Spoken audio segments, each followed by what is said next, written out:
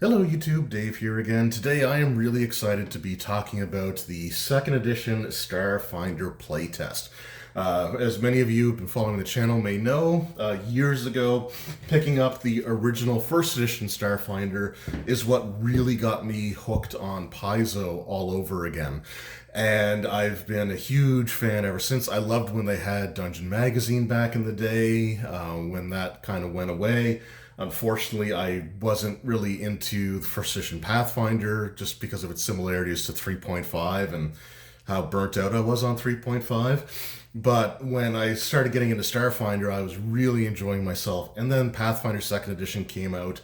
And I knew once Pathfinder 2e came out, especially when they started developing their own OGL system, the Orc license, I knew it was only a matter of time before Starfinder followed suit, and here we have it. The Starfinder 2nd Edition playtest rulebook. So, years ago I got the Pathfinder 2nd Edition playtest rulebook and absolutely loved that. And it's really cool that Paizo decided to release, again, one of these physical books for fans to have. You can get the PDF right now off of Paizo's website, and I will include a link in the description below. The PDF for the playtest rulebook is completely free, so I will be flipping through the book here since the PDF is available for free anyway. But yeah, now one thing to note, and it is a very important thing to note, is that 2nd edition Starfinder is using the same rule set and mechanics as 2nd edition Pathfinder. So even on the back of the book here, it does show that you need the Pathfinder player core and the GM core in order to get the actual rule set, the mechanics of the game from these books, and then the things that are unique to Starfinder will be in this book here. Now, before I go any further, I should just want to thank Paizo off the top for sending me a copy of the Starfinder 2nd Edition playtest rulebook. I really do appreciate it. However, as is always the case with these things, I am not being scripted or pre-screened, and the opinions that I share are 100% completely and totally my own. Spoiler, I love Pathfinder 2nd Edition. It's one of my favorite modern role-playing games. So I'm already a fan of Starfinder 2nd Edition. And this isn't really a review, but like I said, it's important to know that these two books are required, especially the player core. The GM core, not necessarily as much will be needed from that because like the rules for combat and character creation are here in this book. And it is worth noting that the things that are in this book are fully compatible with Starfinder 2nd Edition, and we'll see kind of how they intend for you to use the player core along with everything here. But let's just go ahead and we'll open it right up here. We got our table of contents. Now, unlike these Pathfinder 2nd Edition playtests, the physical books only come in soft cover, which is fine. The 2nd Edition Pathfinder book that I bought back in the day when it was first launched was the soft cover. But we see here we've got our ancestries. So we got the androids, we have the Barathu, humans, Kasatha, Lashunta, the Pathra, the Shriyan, the Skittermander, the Vesk, the Yoski, the Borai, the Prismini, and then we've got backgrounds. One thing with Starfinder, they have some unique names, and I have a really hard time pronouncing made-up names or weird names, and I try to do it phonetically, and people always give me crap for it, but it's just the way I am, and I apologize. For classes, we have the Envoy, the Mystic, the Operative, the Solarian, the Soldier, and the Witchwarper. So we do not have the Technomancer or the Mechanic in the playtest rules. We might not necessarily have the Technomancer as a full class because, again, the classes from this book are fully compatible with what Starfinder 2nd Edition will be. So you can have a Wizard, for example, which is kind of what the Technomancer was. There may be some feats, like wizard feats that, make them or give them sort of like the Technomancer archetype. We'll see how that goes. As for the mechanic, I strongly suspect that that is going to be a full class that would probably be released either in the core rules when it comes out, or if in the future they do a supplement that covers things like these ship-to-ship combat rules, the mechanic might be in something like that. Because this book does not focus on ship combat, it focuses solely on the characters themselves. And then we got skills, feats, equipment, spells, and some rules there for deities, environments, conditions, and our character sheet. So, again, we're just going to flip through here. We do have Captain Concierge, who appears throughout the book, just sort of giving you some information. For example, when you get into each of the class descriptions, there's a sidebar for him about what like the goal of playtesting the class is going to be. But you can see here we've got like the android, and if you're familiar with Pathfinder 2nd Edition, it is very much the same concept. So you have your base modifications for your ancestry.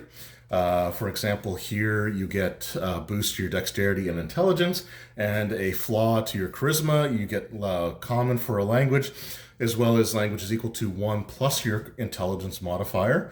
They also get low light vision, constructed, and emotionally unaware, which gives them penalties to their diplomacy and performance checks, as well as perception checks to sense motive. And then their synthetic body gives them a +1 circumstance bonus on saving throws against diseases, poisons, and radiation. You also have your heritages here as well, so you get to choose from a list of those, and there's 3 to 4 for each of the ancestries in here. And then, like I said, you got some just bizarre Starfinder stuff here, like the Barathu, and they get a boost to their con and wisdom, as well as a free one, and a flaw to their dexterity. But they got some interesting things about them.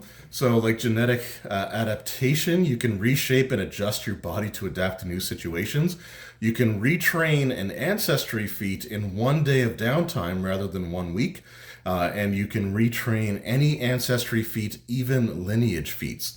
So some feats cannot be like retrained. I think if one of the ancestries or heritages might give you something like dark vision, you have to take that usually at first level, and when you do, like, it's locked in. But these guys can change everything, and they communicate primarily through telepathy. So you communicate mentally with creatures within 30 feet. You can communicate only with creatures that share a language with you. And again, they get languages the same as just about everybody else. So they get Common and Barathian, or Barathidin, as well as a number of additional languages equal to their intelligence modifier. So we got them here as well. I do like the vent gas, adaptable limbs, different things here. And of course, we got our humans. They have the urbanite or versatile human. They have any other kind here? Oh yeah, they got Aslanti, Galarian survivor, scavengers. Then they got the skilled, urbanite, and versatile. So quite a few different varieties of human there. We have the Kasatha, the Lashunta, or Lashunta, however you want to pronounce that. We got the Pathra, so you got the little kitty people. The Shrian, which is an ancestry that I really like. And of course, you got to have the old Skittermanders in there. The Vesk, and the Oski. So those are kind of like your standard ones. There are a couple of other ones here included as well. So the Borai, and they are often created by others through botched resurrections attempts. So interesting there. And then we have the Prismini. They are suffused with energy from the drift. So again, so these are like your heritages, I guess. So they're like versatile heritages, not so much ancestries. Along with their feats, of course, we have the backgrounds here. And again, there's some very interesting ones that we have. We have like City Slicker. We have a professional sports league player, and the Brutaris which I think is kind of like a version of football, American football. You've got like doctor, corporate agent, comedian, electrician. You got vid gamer, so there you go. Do they have the recluse, hacker, socialite, icon, which is kind of like your social media type characters. So some really cool stuff there.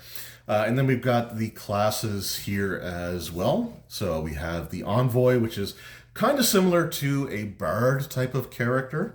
It's kind of like they're really good in social situations, and they have a little bit of they have a wide array of things they can sort of choose from. So we got them, the envoy feats. And again, normally I wouldn't be doing full flip throughs of books, but again, the PDF for this is available for free online. So you could go through the trouble of screen capturing everything and putting it together in a document, or you could just go to the link below and get everything there for free. So the Mystic is kind of like the cleric type of character. So I think they would draw from, I'm pretty sure they draw from the Divine list here. What do we got here for the spells? Spell casting, cast a spell activity. Each day they get 3. Do they get something that lets you... Oh, okay. No, okay. So they're in first edition Pathfinder or Starfinder, they were your sort of like your space clerics. Here, I think I want to say both spellcasting classes actually have archetypes or like choices that you make that dictate which spell list you draw from. So you can have the connection here, Akashic, which lets you draw from the occultism spell list. There's Elemental, which you draw from the Primal, Healing, which is Divine, Rhythm, which is Primal, Shadow, which is Divine. So they don't get Arcane because that will be covered a little bit later, but there is some flexibility there in their spell casting options. Then we have the Operative, which is sort of like your space rogue. They have, aim for 1d4. So their aim ability replaces like the traditional sneak attack type of ability, but they are kind of like they're your like highly skilled types of characters like that. So we have them. And then we got the Barathu there with the holding the rifle, which is just pretty cool. We have the Solarian, and these guys are interesting. They draw their power basically from the sun, or they have abilities that kind of mimic it. So they can have like almost like a gravitational. What do they call it here? It's been a while since I've done this. Like their attunement can be graviton or photon attuned, or they can be unattuned. So with the graviton in first edition Starfinder, they had abilities that would sort of pull enemies towards them, and then I want to say that the photon had abilities that sort of kept them at bay. So it's sort of kind of similar to that as well. And they have like their Solarian weapon there, their solar weapon, which is kind of like a lightsaber. I guess they're sort of a, not quite a monk, but they're a little bit more philosophical for a martial class. And then we've got, so there's still a Solarian there. And then we've got the Soldier. Now the Soldier is different from like the Fighter because again, your Fighter class is available in this book. I'm sure there'll be feats later that you can choose when the final rules get released for the Pathfinder core classes that put them more in line with the Starfinder role-playing game.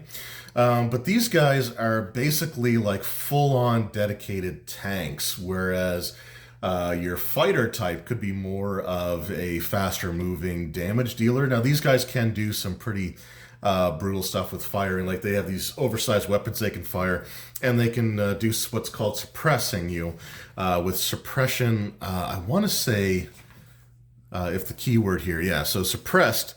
Suppressed is a condition applied by the soldier when using area and automatic weapons against targets. Suppressed characters might receive additional conditions and other negative effects using feats with the suppressed trait. A soldier can only apply one such feat each time they do it. Okay, so yeah, I guess so the suppressed probably has other things that work off of it there. Again, I haven't looked at this too deeply, and I'm not going to be making a soldier today, but they're basically more of a tank than necessarily a full-on damage dealer. Because again, you've got the fighter class from Pathfinder Core if you wanted to play that. And I will be using what sounds like a mix of Pathfinder classes and Starfinder classes, because in my recent Pathfinder game, because I knew the playtest was coming out and I wanted to test it out, and a couple of the players were unable to make the last session, the characters ended up going through this time rift, which put them in Absalom Station. So the other characters that are the players that weren't there had the choice to port their characters over and just act like they were there when the event happened, or they could make brand new Starfinder characters, and at least one of them is going to make a Starfinder character. But the character I'm going to be making today is the Witch Warper.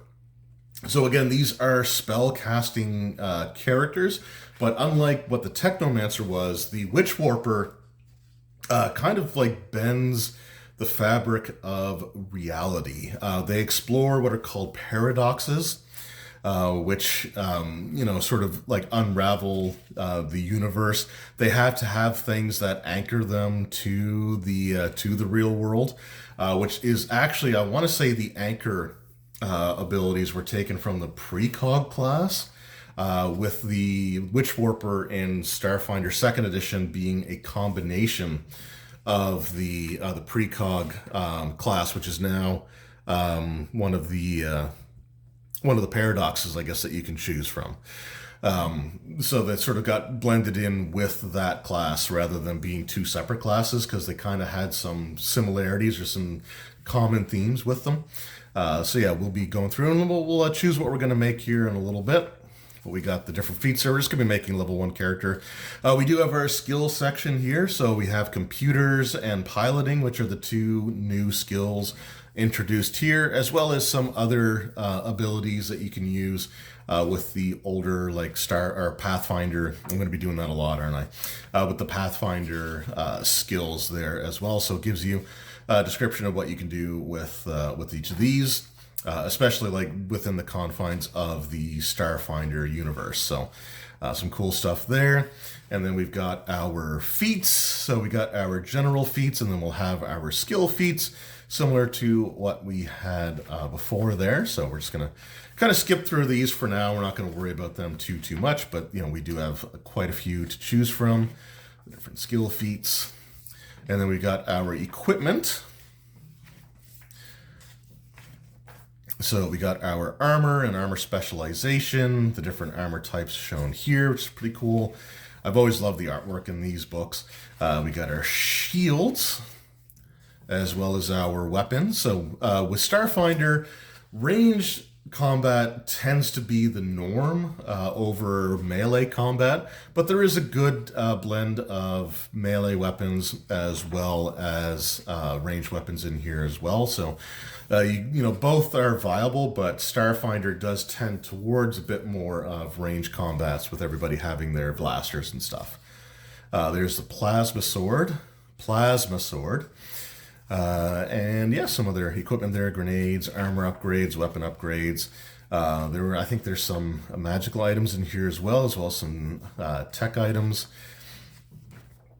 augmentations.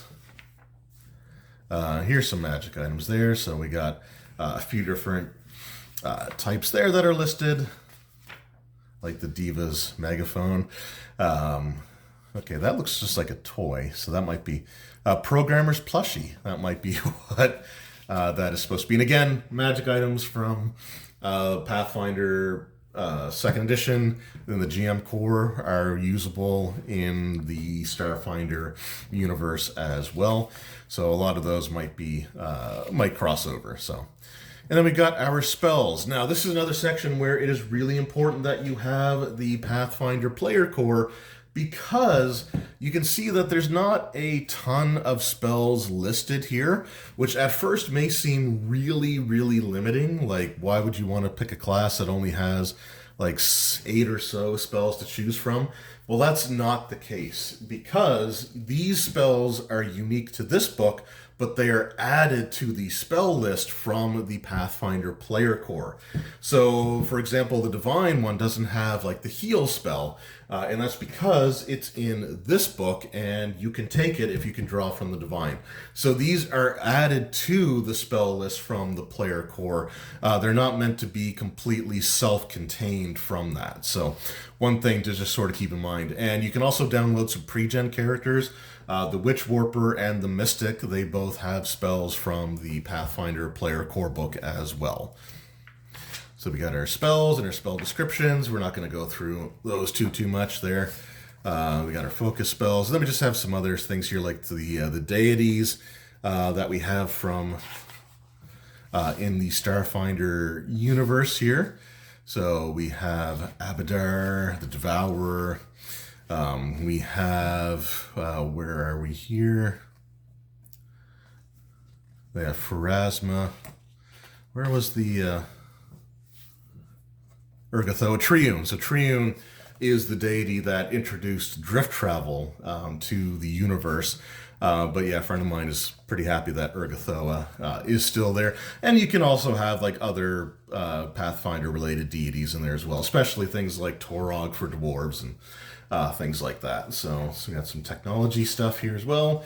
We got environmental effects like the different types of gravity, extreme gravity, high gravity, zero gravity, acid rain, gravity wells, psychic storms, vortexes, stations, and starships. So again, you don't get a ton of stuff here, but you do get things like radiation sickness, which is kind of cool to have, and the way that diseases and stuff work with their tracks in Pathfinder 2nd Edition make these a lot easier to sort of abdicate, I guess, or to rule over. And then we just have some hazards for you to use as well. These can be combined with the GM core book, as well as the conditions here. Okay, so here's suppressed. I was trying to see what that did.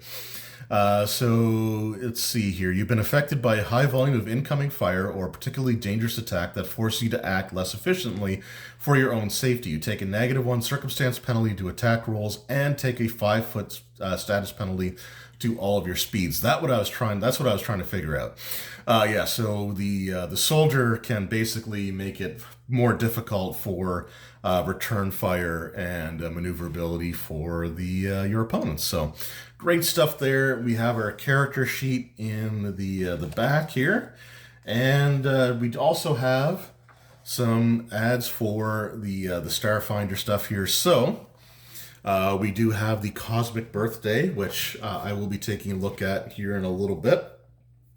Another adventure that's going to come out, I believe, in October is Empires Devoured, which is for 10th level characters. A Cosmic Birthday is for 1st level characters. My group is currently 6th level, on their way to 7th. So what I ended up doing was downloading the playtest scenarios here. Now, these playtest scenarios are, at least for, I think they're $4.99.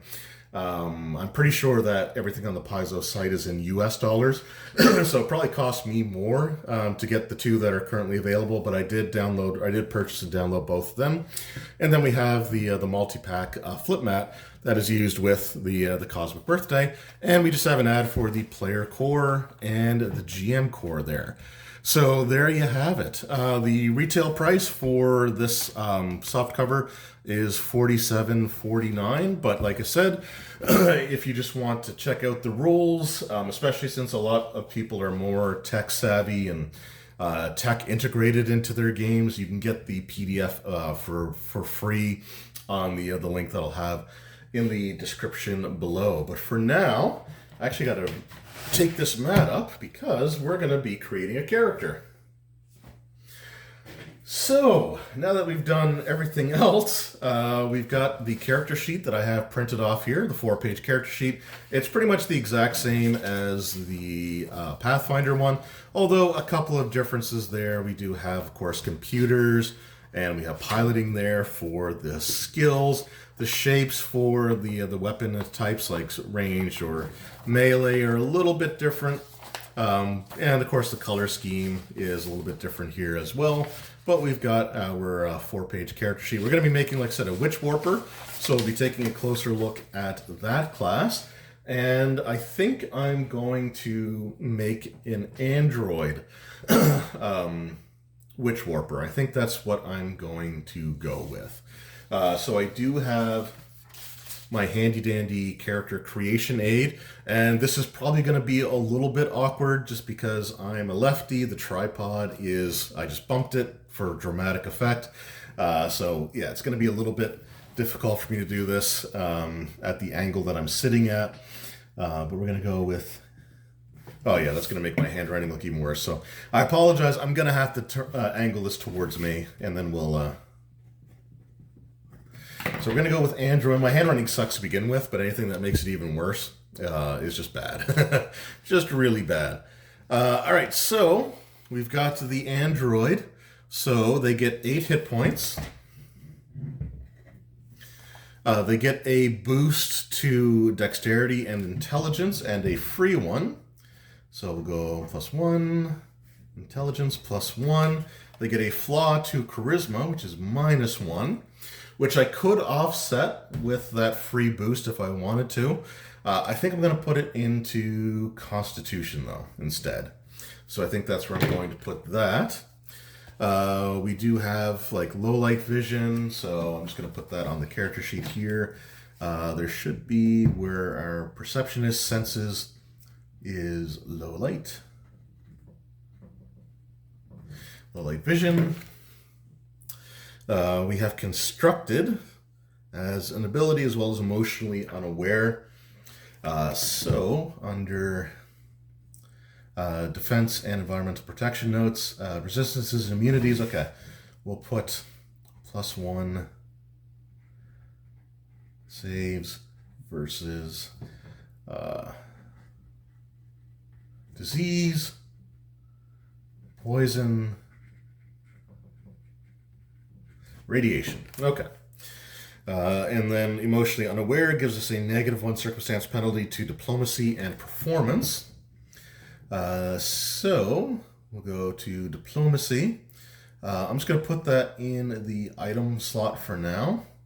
And then the other one was diplomacy and performance. So we'll just put that there for now. Because I don't think I'll be necessarily taking those skills, and then we got to choose our heritage. So let's do that here just in a moment. So class is going to be Witch Warper. All right, heritage. So we have the ancient android. Your body was created by an ancient civilization, and your autonomy is forged from obsolete technology that continues to function through a combination of enduring nanites and your own willpower. Choose one of the following android heritages. Let's see here. Artisan, laborer. We're not going to go with that one. So we do have the artificial scion. Your body wasn't created in the image of a biological creature. A powerful artificial intelligence created you to interface with other machines. Your physiology is nearly identical to other androids, but uncanny details give away your non-standard origins. For example, you might have impossibly symmetrical features, extra fingers, double pupils. You become trained in computers, and you gain the Freaker skill feat. Yeah, I think that's the one that we're going to do. So for skill training, we become trained in computers.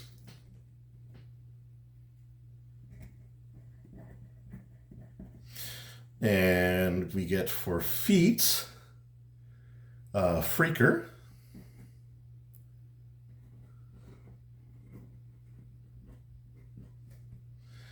And we'll have to choose our android feat as well. All right, so we got our ancestry. So our android ancestry feats, we have android lore. You have a keen interest in the origins of your people. You become trained in crafting and thievery. If you would automatically become trained in those skills from your background or class, for example, you instead become trained in a skill of your choice. Yeah, I don't know about that one.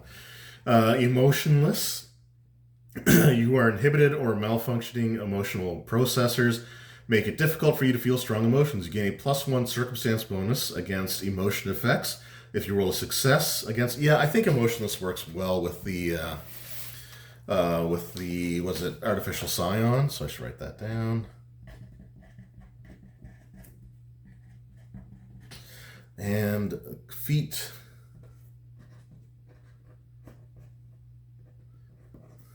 I'll try to make this look better when I put it on the character sheet. All right, so we've got our ancestry, we have our heritage, and we have our feat. So we should also put this right on the character sheet here.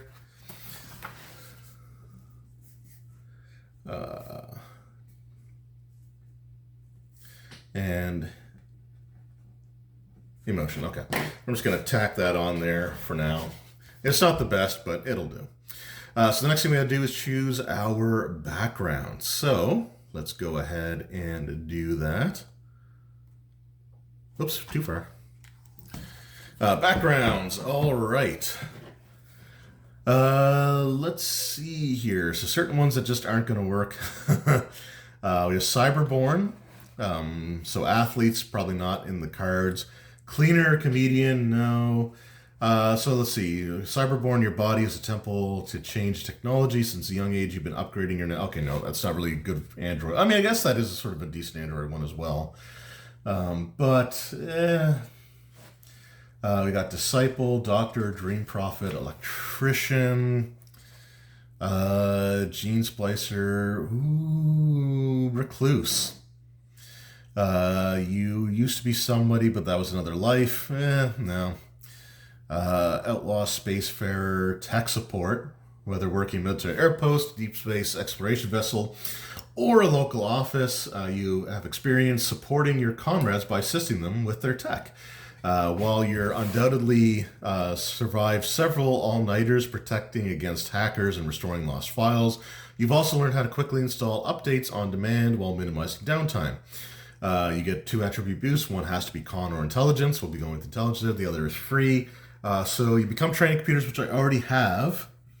But you get the business lore skill and the quick install feat. And because I already have computers, I get to choose a different skill to use other than that. So we'll go ahead and we'll choose the tech support, because why not? So background, and that gives us quick install. Oh.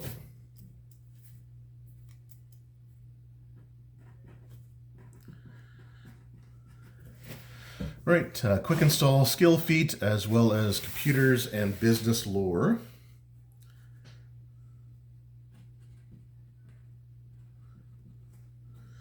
All right, since I have computers, let's go ahead and we'll put society.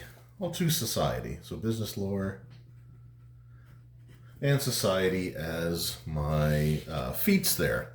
So for our boost, or so for the background, we're going to be putting 1 into intelligence. And I think maybe now I'll put into charisma, because why not? Why not? So there we go, and then we've got our class, which is going to be the Witch Warper, which I believe uses intelligence there. An operative, Solarian, signature spells, paradoxes, that's us. Okay. So the Witch Warper gets 8 hit points plus their con. Their key is intelligence, so I've been right about that. That's good.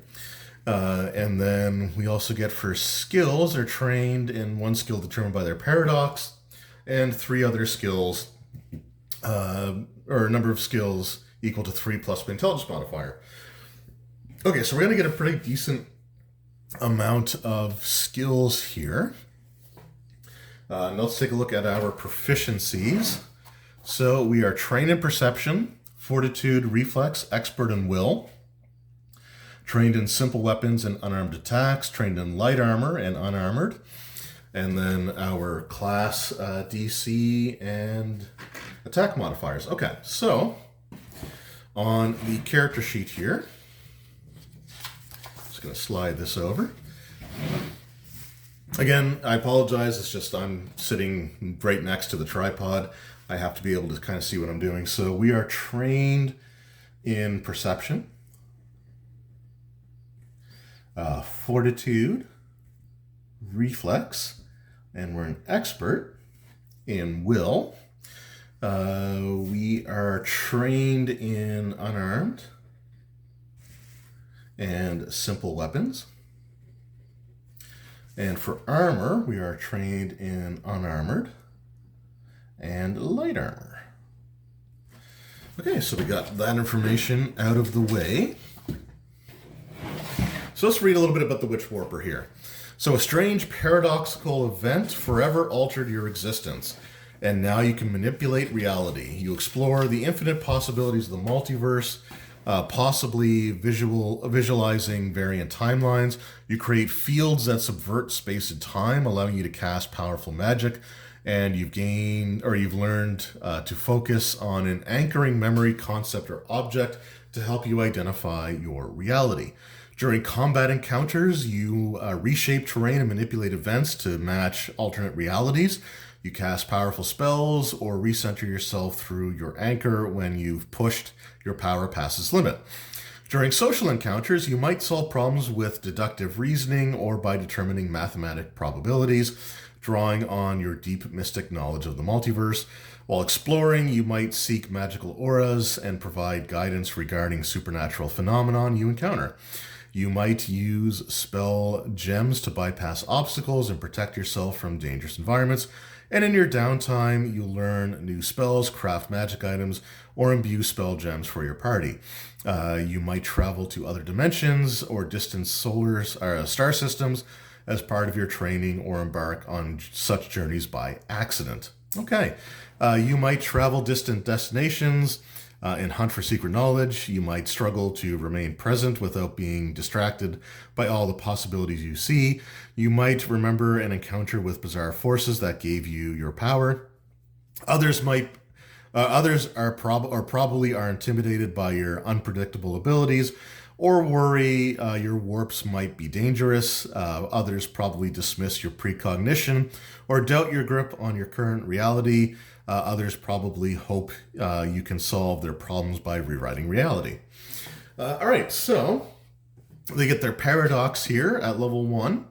Your existence is somehow contrary to the status quo of the universe, causing quantum ripples that empower your spellcasting talent and open doorways to strange worlds. Perhaps you're from an alternate reality or a different timeline, or perhaps you experienced a phenomenon that altered your path, discovered a time-glitching alien device, or developed a thesis on quantum magical theory. Whatever your story, you become a living paradox. At first level, select your paradox, which determines the tradition of your spells, additional spells you learn, additional trained skills, and the effects of your quantum field. You also gain focus spells and special focus spells called warp spells based on your paradox, and they're presented at page 127. You also get the anchor. So whatever paradox altered the course of your existence, something helps keep you anchored to reality. This may be a physical object you carry, memories of your home or loved ones, or even a concept or ideal you obsess over. At first level, select an anchor. The anchors presented in this book are found on page 128. Then we have the quantum field. You draw on paradoxical forces to create a reality warping quantum field. This might manifest as a haze in the air that shows shimmers of alternate realities, or appear as walls of glowing magical equations only you can understand. The effects of your quantum field are determined by your paradox. You can further enhance and manipulate your quantum field through your Witch Warper feat selections and by casting warp spells. You can activate or extend the duration of your quantum field by using reality warping magic. You have the warp reality action, which lets you activate your quantum field. This action gains the arcane or occult trait based on your selected paradox. All right, and then we've got warp reality. It's a one action. Requirements: it is your turn and your quantum field isn't active.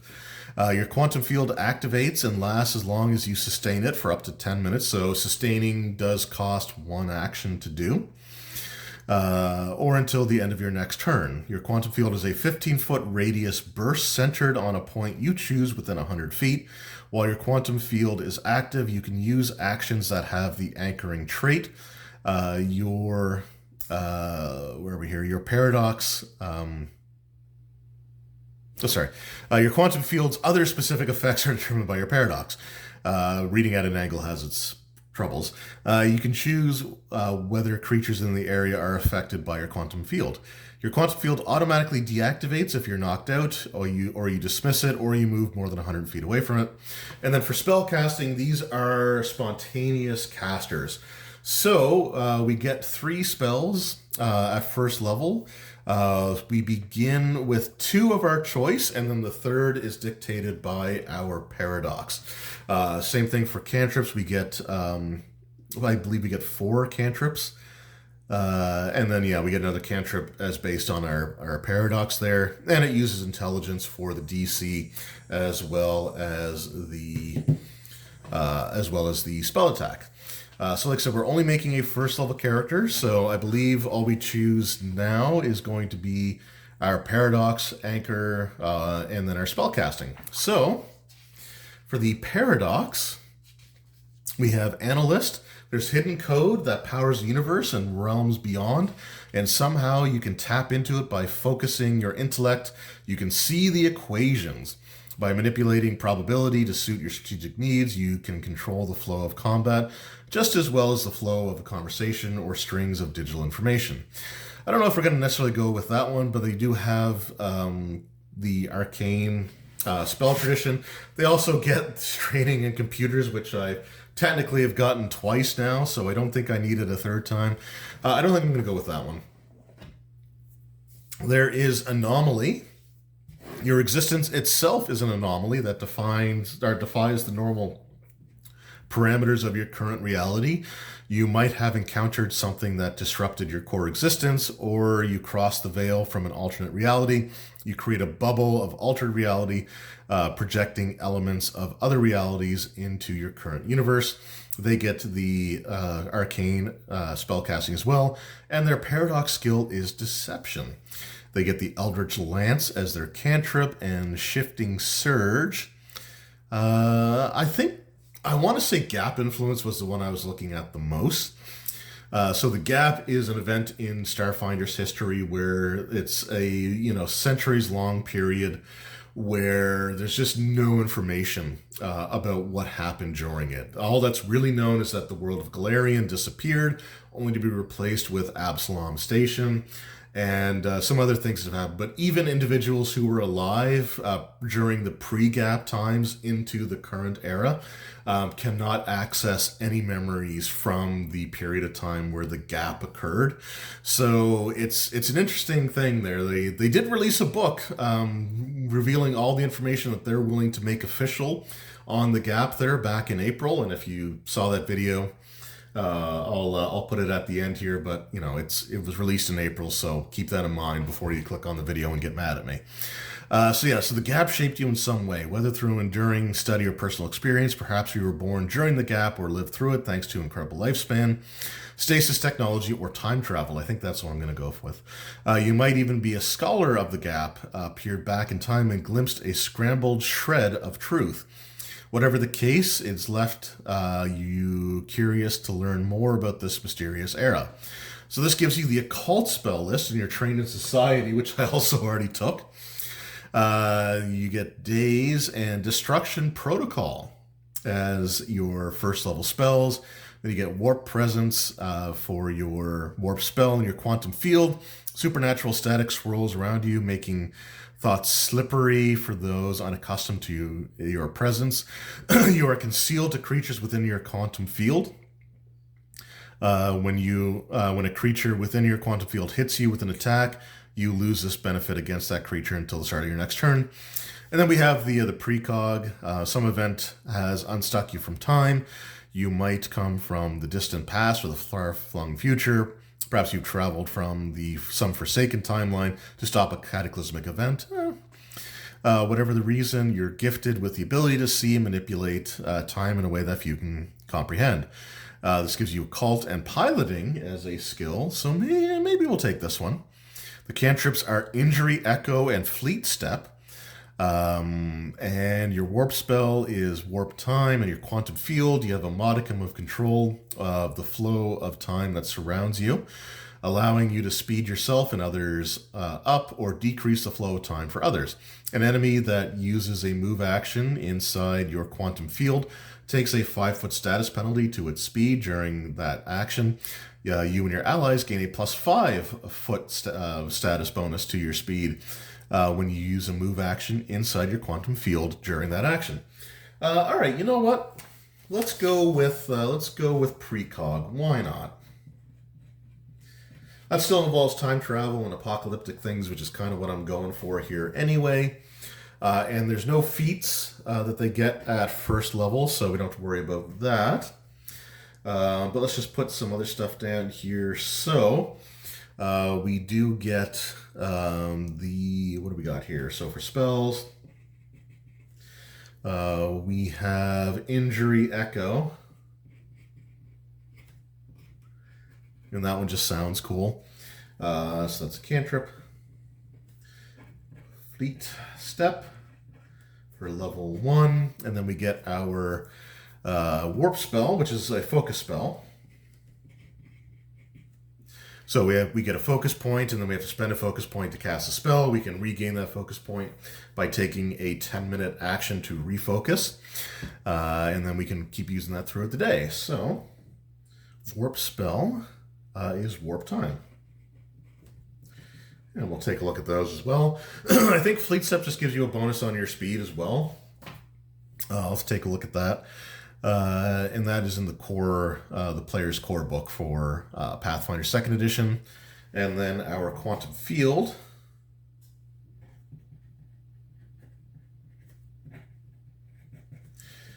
Enemies, -5 speed.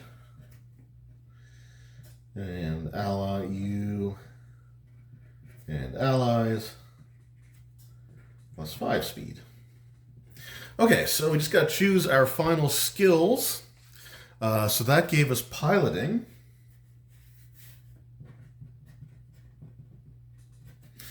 Okay, and then we need to choose a number of skills equal to our intelligence modifier, along with, what do we got here? What was it saying for skills? Trained in the one term by paradox, and then a number of, okay, so 3 plus our intelligence. So we got to finish off our attributes here. So we're going to put 1 into intelligence, we're going to put 1 into con, we're going to put 1 into wisdom, and let's go ahead and put another one into dexterity. So we're not really planning on attacking with melee weapons in general. So our strength is going to be 0. That's just the way that's going to be. Our dex is going to be +2. That was awful. Our constitution is going to be +2. Our intelligence is going to be +4. Our wisdom is going to be +1, and our charisma is going to be 0. All right, our con modifier is going to be 2. So we get 8, 16, 18 hit points at level 1. And then for our class, we get we're going to get 7 skills to be trained in. And we are currently trained in piloting, society,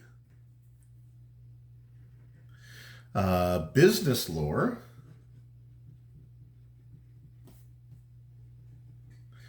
let's see there, and computers. Okay, so those are the ones that we get. Now we have to choose 7 more. So I'm going to take Arcana.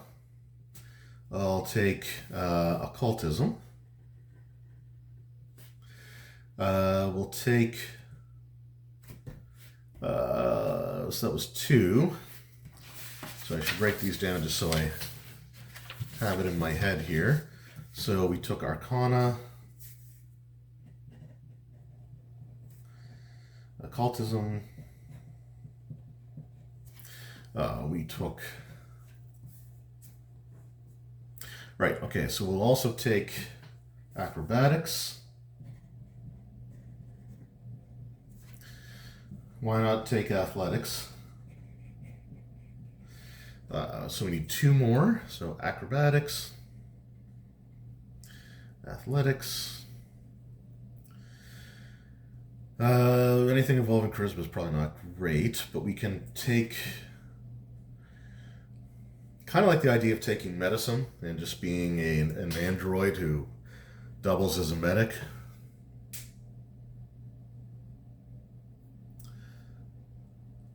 We'll go with Stealth.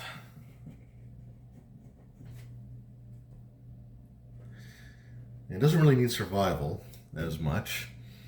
So yeah, let's go with Medicine. All right. So those are our skills. We got Acrobatics, Arcana, Athletics, Computers, and then we go all the way down to Business Lore, Medicine, Occultism, Piloting, Society, and Stealth is what we chose in there. We are trained in our class DC. So our key is Intelligence. We are level +2 for proficiency bonus. So it's going to give us a 17 for our class DC to start. Then we've also got some other numbers to fill in here. I wanted to take a look and see what the feat was there. So let's just go ahead and go right to... Let's just go right to Freaker. Yeah, we're going to go to the feats, and we're going to take a look and see what feats we've got here. Because we got a few things to take a look at.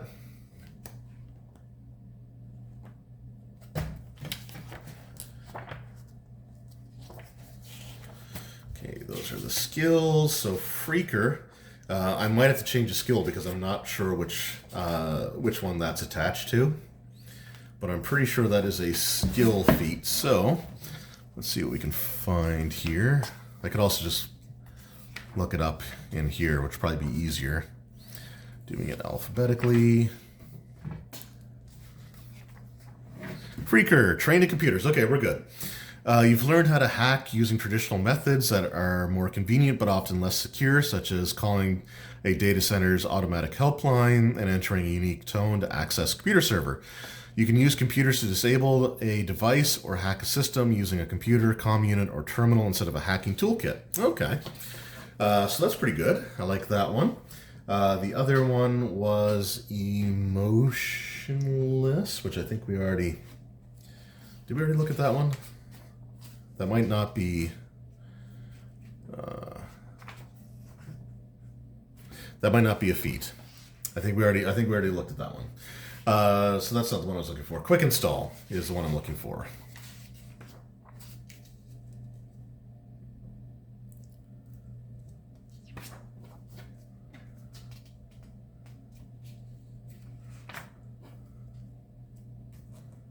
Quick Install. You can take 1 minute to install an upgrade. If you're legendary in crafting, you can install it as a 3-action. Okay. So that's pretty basic there. So Freaker and Quick Install, so we have those. Okay, so then we'll take a look at our spells. And then I'll do equipment and stuff, probably off camera. So let's take a look at some of our spells here. So we start with some predetermined. Okay, and we draw from the occult spell list. So let's just go ahead and shade in occult.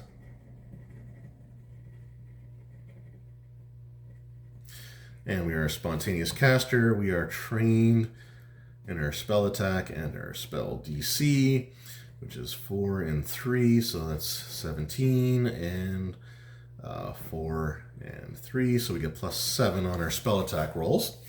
We get 3 rank 1 spell slots per day, and we get for cantrips, we get 4 of our choosing, and we get the Injury Echo. Okay, so let's take a look and see what occult cantrips we have here, and then we'll probably also choose some from the player core as well.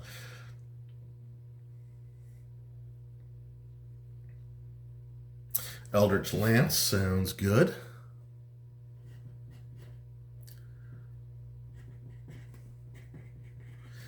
Eldritch Lance, recharge weapon. Create temporary low-cost ammo to fire your weapon with. Might be a good one to have.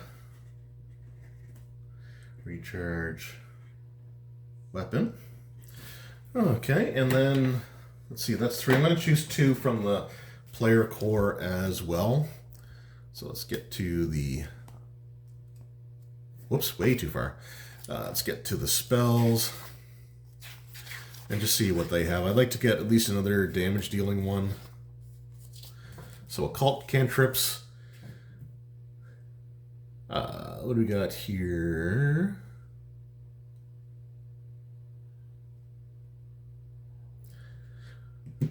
Telekinetic projectile. Might not be a bad one.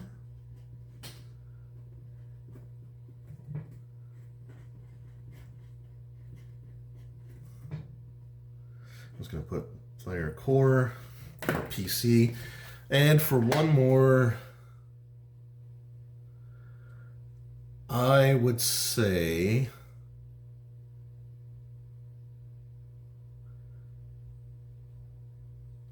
you know what? Shield's always useful.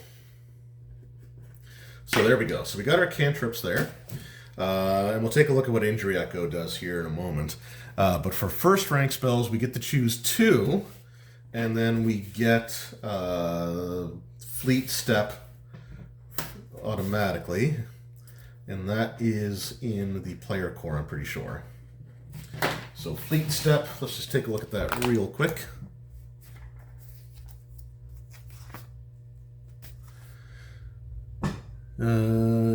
Feet to fins, fireball.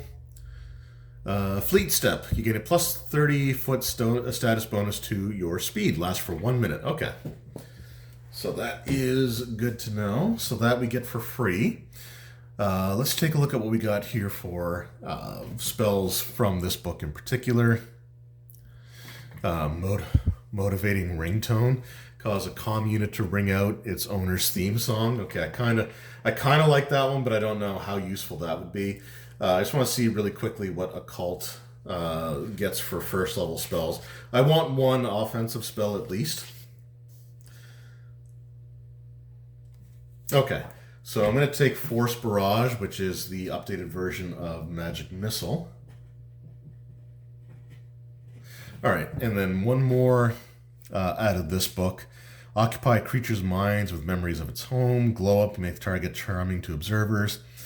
Delete data from a data set. Okay. Shifting Surge. Change weapon to a different energy type and deal bonus damage of the original type. I don't know. I mean, that motivating ringtone just sounds interesting. But let's go with Dream of Home.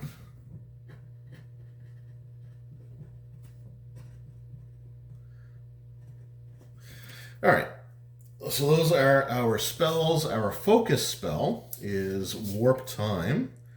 So we get 1 focus spell. Focus rank is 1. Half our level rounded up.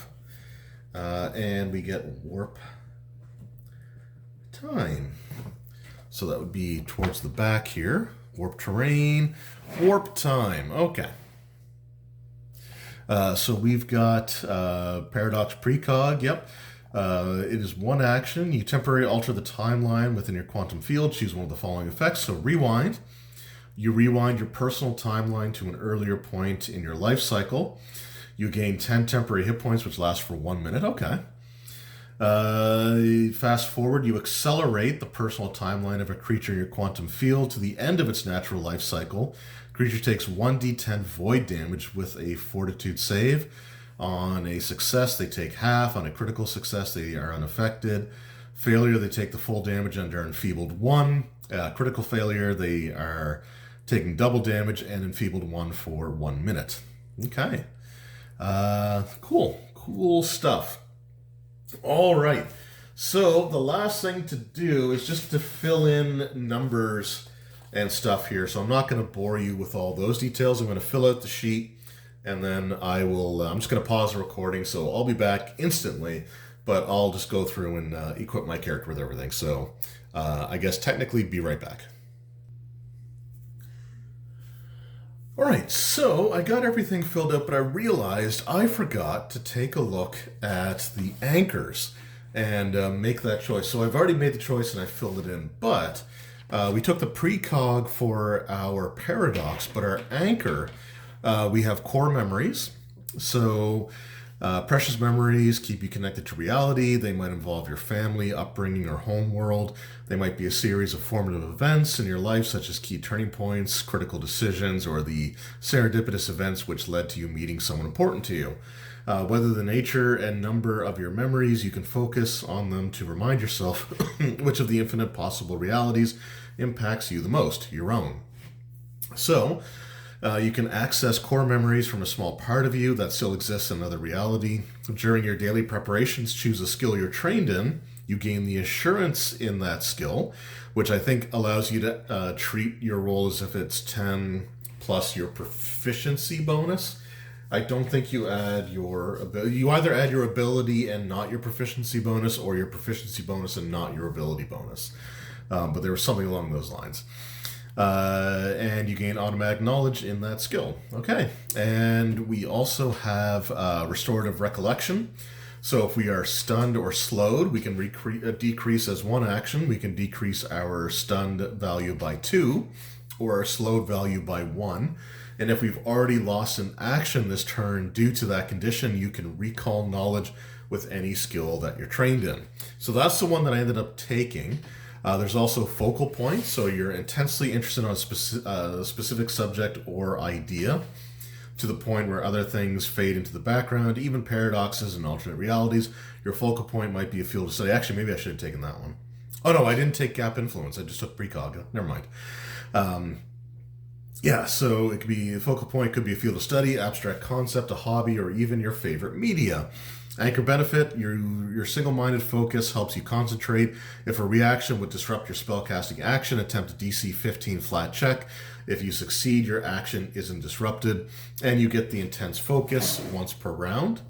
That you can use once per round. It's one action. Focus becomes so intense that you can easily reassess your condition and surroundings. Reduce the value of your clumsy condition by 1. Ignore effects of the suppressed condition until the start of your next turn. And then we have tangible object. So a small object, usually something you wear or hold with one appendage, gives you comfort. It might be a trinket or an article of clothing with sentimental value, a gadget to fidget with, or perhaps it has a texture you find pleasing. The object is a physical thing, not a digital or illusory product. Touching or thinking about the item helps you quiet the paradoxical ideas in your mind and focus on what's around you and what's tangible. So the anchor benefit is the presence or weight of your chosen object, helps ground you to your reality. You gain a +1 circumstance bonus to perception checks and will saves against illusions and holograms. When you come within 10 feet of an illusion or hologram that can be disbelieved, the GM rolls a secret check for you to disbelieve it, even if you didn't spend an action to interact with the illusion or hologram. And then you get the touch something real ability, which is one action you can do once per round. You have to have a free hand. Briefly touching or fidgeting with your anchor helps you evaluate your situation clearly. Decrease the value of your frightened or stupefied conditions by 1. If you have none of these conditions, you instead gain a +1 bonus to will saves against fear effects until the start of your next turn. So I went with the core memories. My concept is that the android's going to be displaced in time, and was originally from Galarian, or at least believes he's originally from Galarian. He could have been on a ship that crashed there centuries ago. But regardless, that's sort of where he's from. So I took the core memories, so that he has a few memories of his life on Galarian before the gap occurred. The other thing I wanted to take a look at was back in the spell section, because I completely forgot to take a look at some of those. That one spell that I really wanted to take a look at, which was Injury Echo, because that just sounds really, really cool. So let's take a look here. Injury Echo. So it's a cantrip, 2 actions, which is fair. Targets one creature with the basic will saving throw. You manifest an injury from the future or past to harm a creature in the present. Choose bludgeoning, piercing, or slashing damage. The target takes 1d6 of the selected damage type with a basic will save. If the target fails its save and then takes the same type of damage before the end of your next turn, it takes an additional 1d4 persistent bleed damage. So if you hit it with a slashing, for example, and somebody else hits it with slashing, or you hit it with another slashing attack afterwards, then they get 1d4 persistent bleed damage. And heightened +2, so basically at spell rank 3, 5, 7, and 9, the initial damage increases by 1d6, and the persistent damage on a failure increases by 1d4. So yeah, really cool stuff there. I kind of like the idea of just like recalling the injuries that they've suffered. So, oops, I forgot to fill in my perception. I thought I had everything filled out, but this won't take very long. So I'm trained, which gives me proficiency of 3, and my wisdom is 1. So there we go. So here's the filled out character sheet. So we've got our android. I just named him Delta. He's got the artificial scion ancestry, tech support background, and the witch warper class. I guess class now, so I'll just put precog on there as well. Strength of 0, dex of +2, con of +2, intelligence of +4, wisdom +1, charisma +0. 16 armor class, so we got 10 for base, 2 for my carbon, what is it called here? Carbon skin. For my carbon skin light armor, so that gives me, 1 for that, 2 for dex, and 3 for proficiency. So my armor gives me 1, my dex gives me 2, my proficiency gives me 3, so that gives me 16 there. All of my saves end up being +5. For fortitude, it's 2 for my con, of 3 for proficiency. Reflex is 2 for my dex, 3 for proficiency. And then for will, it's 4 for being an expert, but 1 because that's what my wisdom score is. So they all worked out to +5. I got 18 maximum hit points. Languages I took: Common, Shrian, Aslanti, Veracite, Actonian, and Draconic. Perception, I get +4, 3 for proficiency, being trained, and then 1 for wisdom. I also have low light vision and a speed of 25 feet. For skills, I'd have my acrobatics, arcana, athletics, computers, crafting, deception, diplomacy, and performance are both at -1, so those aren't great. My business, lore, medicine, occultism, piloting, religion, society, stealth, and survival and thievery there. I'm not trained in a lot of those skills, but we do have the ones that we are. All the numbers are filled in properly. We've got our 0 knife for our melee weapon. So this is a battery-powered knife that deals cold damage, deals 1d4, and has the agile and finesse trait, so I can use my dex for the attack roll. Unfortunately, it'd still be strength for damage, so it's just the 1d4, but it's +5 to hit for the 1d4. Then we've got the arc pistol, which is also at +5 to hit for 3 for proficiency, 2 for dex. It does 1d6 electric, but it can hit a secondary target as well, provided that the attack roll would be high enough to hit both individuals. It has a battery with 10 charges, and each shot takes 2.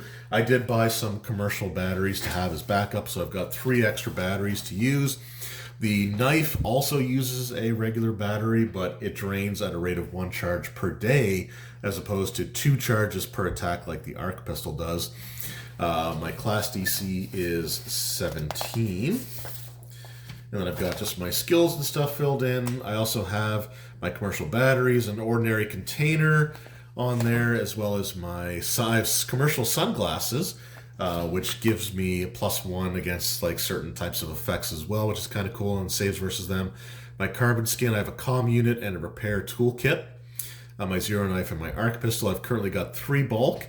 I'm considered encumbered at 5 because my strength is 0. So we'll try to keep that low, and my 20 credits left over for my 150 starting credits. And then we just got the spells there. So we've got Injury Echo, Eldritch Lance, Recharge Weapon, Telekinetic Projectile, and Shield. So Recharge Weapon will come in really handy there.